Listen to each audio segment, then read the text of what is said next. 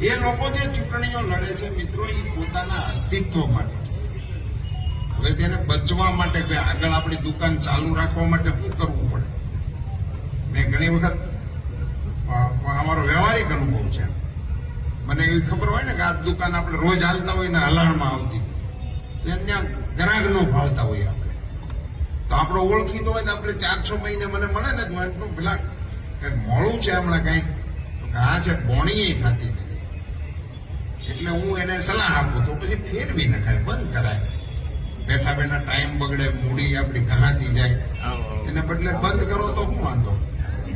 તો ઈ મને એવું કેતો, એક જણ એનો મારો ખાસ ઓળખીતો હતો, આપડે ભાઈબંધ હતી, મને કે કાકા બંધ તો કરી દઉં પણ બધો ઉઘરાણી ન કરે.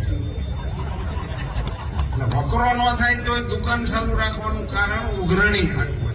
આ બધાને વકરો નથી થવાનો, પણ એની દુકાન ચાલુ રાખવું હાટવું